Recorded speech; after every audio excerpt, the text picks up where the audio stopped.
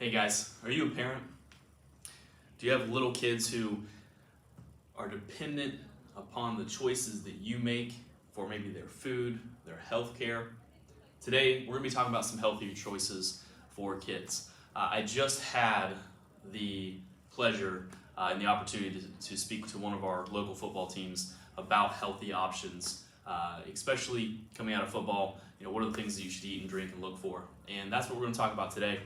Because a lot of these things, they're so basic and so common. A few decades ago, that used to be the norm. And now we're in such a fast-paced society that we don't think about the simple thing of eating together as a family.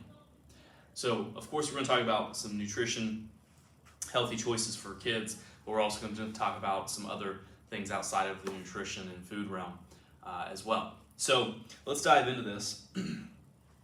Again, these spinal workshops, we do these every week.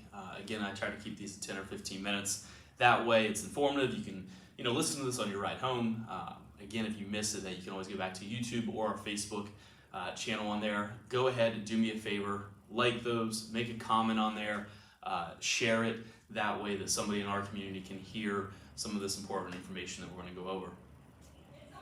So, I titled this, Let's Get Back to the Basics. Again, the first thing that I brought up is, just eating together as a family. Those little eyes and kids and children, when they become teenagers, they grow up looking at mom and dad. And, when we eat together, again, we'll get into the specifics of what we're eating, but they see what you eat. And again, we should always lead by as examples as adults or parents that what we're eating and drinking does matter to them. And if you're pushing your kid or child to eat vegetables or lean meats and things like this, it's hard to continue to educate that child if we're over here eating potato chips and drinking a bunch of pop and things like that. So the biggest thing is make sure that you try to eat together at least once a day as a family, and of course, again, eating the right things, which we'll cover. A few of the other things outside of the nutrition realm, outdoor activities. Minimize this screen time here. We want to get back to being physically active instead of on our phones all the time or video games. Get out and be active. Exercise, physical activity, especially for our youth, and that'll help them again to develop healthier bodies. Another huge one here is sleep. Obviously younger kids continue to sleep more and more and more as they're growing, but we want to make sure that they're also sleeping at consistent bedtimes as well, and making sure that they get adequate sleep. So foods, adding in foods and what ones we should really focus on in terms of this. Involve them in the process of meal preparation. Again, that way that they're doing something with mom and dad, they feel important, they feel valued, and that way they can also learn these things as they grow up. Hey, this is what mom and dad did. I hear that so often. And the other things, again, I just mentioned vegetables. You hear that all the time. Good, colorful, nutrient-dense vegetables. But how about also the portion size of these things? Another thing we need to pay attention to. Make sure that portions are adequate for the individual. They don't make us deprived of nutrients, or also they don't cause us to hold a lot of calories and store body fat.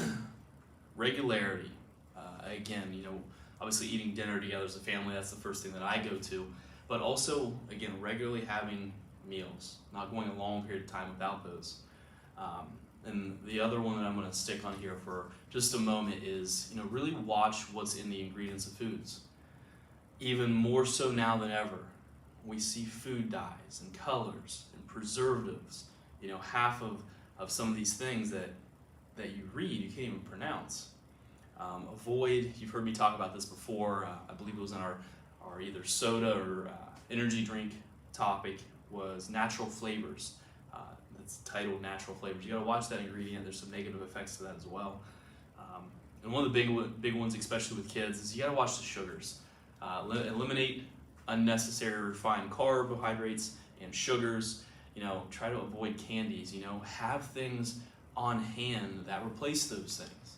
Instead of chips, maybe it's baby carrots and snow peas. Instead of other sweet candies, maybe it's an orange or an apple. Have these things readily available so that they do have an option, and that will help change their mindset of, oh yeah, I like those better than this anyway. And again, in most of those candies, you see a lot of those food dyes and colors.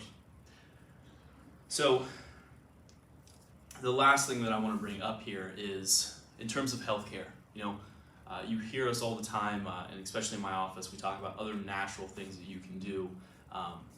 Again, for ear infections is a big one. We hear that reoccurring ear infections, they don't get better. They went through antibiotics, where most of them are viral to begin with. That then they end up with possibly a tube, tonsil and adenoid surgeries and things like that.